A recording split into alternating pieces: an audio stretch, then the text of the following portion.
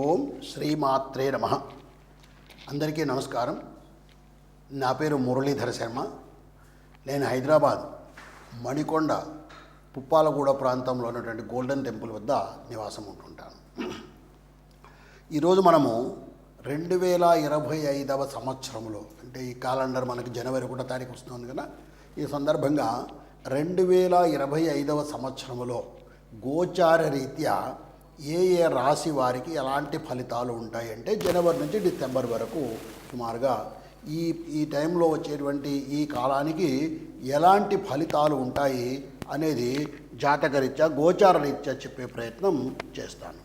సాధారణంగా మనము పంచాంగం చూసుకొని ఈ ఫలితాలను చెప్పుతూ ఉంటాం. అయితే ప్రస్తుతం ఉన్నటువంటి ఈ సమాజంలో పంచాంగం అంటే ఏమిటి, అది ఎలా చూసుకోవాలి, దానిలో ఫలితాలు ఎలా తెలుసుకోవాలి అనేటువంటిది ఈనాటి యువతకు తెలిసే అవకాశం బాగా తగ్గిపోయింది. వాళ్ళు క్యాలెండర్ మీద ఆధారపడి ఉంటున్నారు. కాబట్టి ఆ క్యాలెండర్ ఆధారంగా, అంటే ఈ జనవరి నుంచి డిసెంబర్ వరకు ఎలాంటి ఫలితాలు ఉంటాయో చెప్పే ప్రయత్నం చేస్తాను. మనం ఈ జనవరి 1వ తారీఖును, అంటే 1/1/2025 అనేటువంటి ఈ తారీఖును మనము మన హిందూ క్యాలెండర్ అంటే పంచాంగంతో సరిచూసినట్టయితే పుష్యమాసంలో పుష్యశుద్ధ విధియ నాడు బుధవారం నాడు ఈ 1వ తారీఖు వస్తుంది. అంటే పుష్యమాసంలో శుక్లపక్షంలో విధియ నాడు బుధవారం నాడు ఈ 1వ తారీఖు జనవరి 1వ తారీఖు వస్తుంది. ఆ రోజు ఉత్తరాషాఢ నక్షత్రం ఉంది. ఆ విధంగా ఆ తిథి నాడు వస్తుంది. ఈ 25 అనేటువంటి ఇది చూసినట్టయితే మనము క్రోధినామ సంవత్సరంలో కొంతకాలము, విశ్వావసునామ సంవత్సరంలో కొంతకాలము, 2 తెలుగు సంవత్సరాలతో కలుసుకొని ఉంటుంది. ఈ జనవరి 1వ తారీఖు నాడు, జనవరి 1, 2025 నాడు కాస్త గ్రహస్థితి ఏ విధంగా ఉందో కూడా మనం తెలుసుకునే ప్రయత్నం చేద్దాం. దానివల్ల మనకు అసలు మనం గోచారం ఎలా తెలుసుకోవాలన్నది అర్థమవుతుంది. లగ్నము ధనుర్లగ్నములో ఆనాడు సూర్యోదయం అవుతోంది. అంటే రవి ధనుర్లగ్నంలో అగ్ని రాశిలో ఉంటున్నారు ఆయన.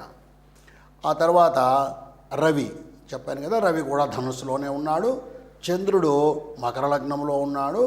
కుజుడు వక్రస్థితిలో కర్కాటక రాశిలో ఉన్నాడు. బుధుడు వృశ్చిక రాశిలో, గురువు వృషభ రాశిలో, శుక్రుడు కుంభరాశిలో, శని కూడా కుంభరాశిలోనే స్వక్షేత్రంలో ఉన్నాడు. రాహువు మీనరాశిలో, అలాగే కేతువు కన్యారాశిలో ఉన్నాడు. ఈ విధంగా 2025 జనవరి 1 నాడు గ్రహస్థితి ఉంటుంది. సూర్యోదయం అవుతున్నటువంటిది ధనుర్లగ్నంలో అవుతుంది. ధనుర్లగ్నము శుభలగ్నము కాబట్టి 2025 సంవత్సరం కూడా శుభంగా ఉంటుందని ఆశిద్దాము. అయితే మనము గోచార ఫలాలు తెలుసుకునేటప్పుడు మనకి నవగ్రహాలు ఉన్నప్పటికీ కూడా, అంటే 9 గ్రహాలు ఉన్నప్పటికీ కూడా గురు, శని, రాహు, కేతు అనేటువంటి ఈ 4 గ్రహాల యొక్క ప్రభావాన్నే మనము ఎక్కువగా తీసుకొని ఈ గోచారాన్ని పరిశీలిస్తుంటాము. ఎందువల్లంటే మిగిలిన గ్రహాలు కొన్ని నెల రోజులకే మారిపోతాయి, కొన్ని 45 రోజులకు మారిపోతాయి.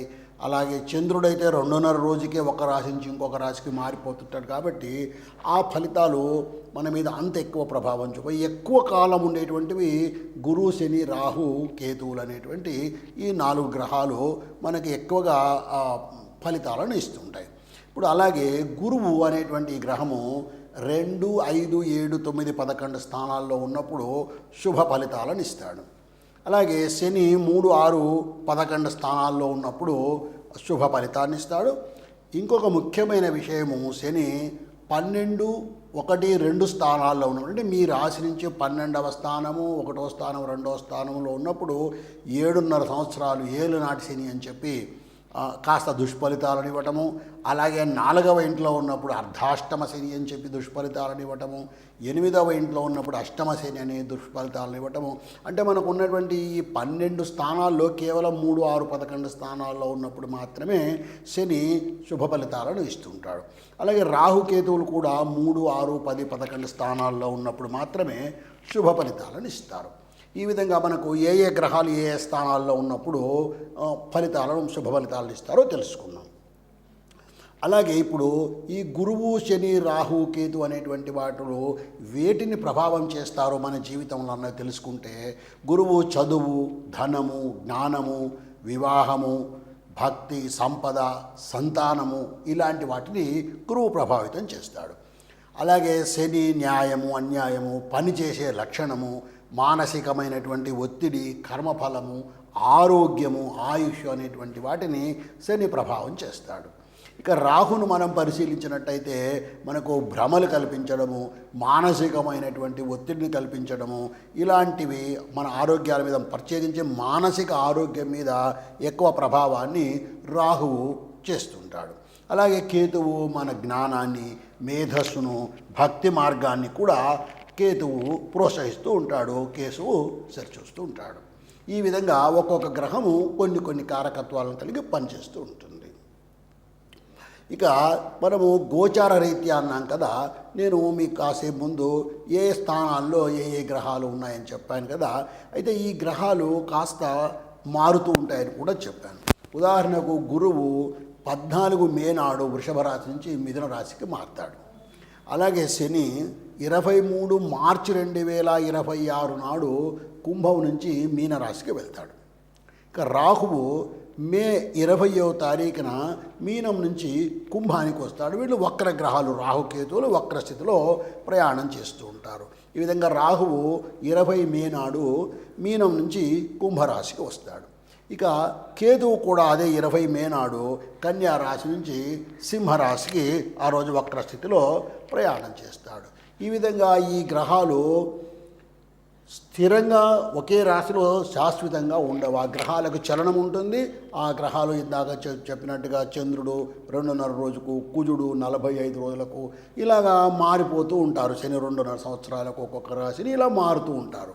ఈ మారేటప్పుడు కూడా ఒక రాశి నుంచి ఒక రాశికి మారినప్పుడు మన జన్మరాశి నుంచి వాటి యొక్క స్థానం మారుతుంది కాబట్టి వాటి ఫలితాల్లో కూడా మార్పులు వస్తుంటాయి.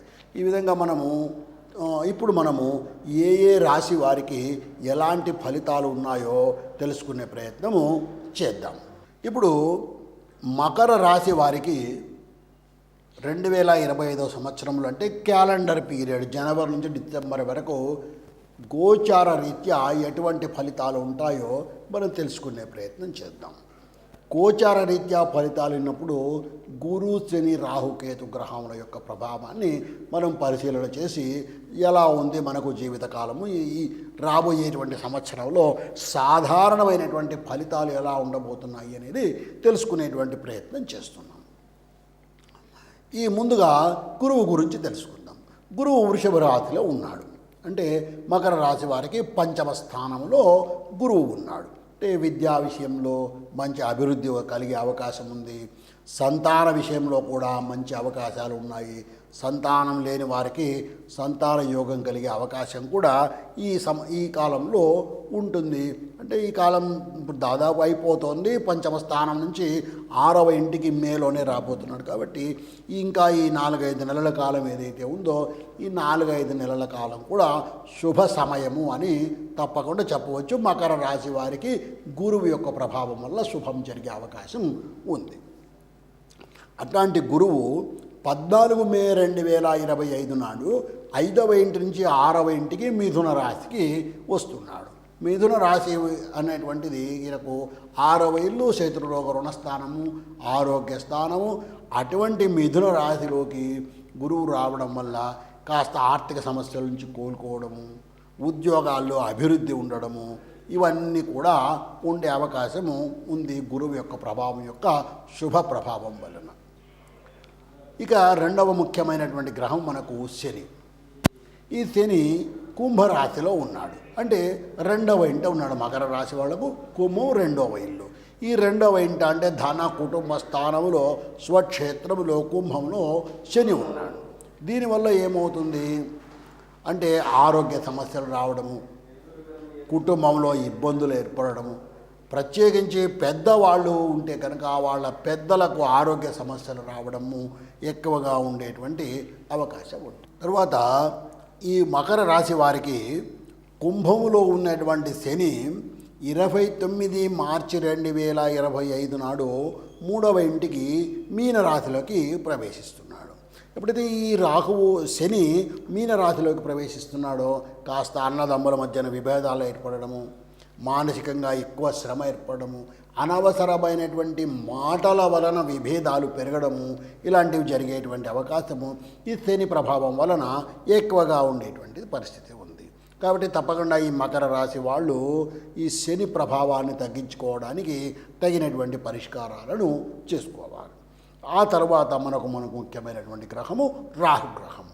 ఈ రాహువు ప్రస్తుతము మీనరాశిలో ఉన్నాడు. మీనరాశి అంటే మకరం వారికి తృతీయ స్థానం అవుతుంది. ఈ తృతీయ స్థానంలో ఈ రాహు ఉండడం వల్ల తీవ్ర గ్రహము, తర్వాత పాపగ్రహము ఉండడం వలన కాస్త అన్నదమ్ముల మధ్యన విభేదాలు ఏర్పడము, కొత్తగా చేసే ప్రయత్నాలు ఇబ్బందులు పడడము, ఇలాంటివన్నీ కూడా ఈ రాహుగ్రహం వల్ల జరిగే అవకాశం ఉంది. అయితే ఇటువంటి రాహుగ్రహము ఫిబ్రవరి 20, 2025 నాడు మీనం నుంచి కుంభరాశికి వస్తాడు. వక్రగ్రహం కాబట్టి ఇది వెనక్కు ప్రయాణం చేస్తుంది, కుంభరాశిలోకి వస్తాడు. ఈ కుంభము 2వ ఇల్లు ఈ మకర రాశి వారికి.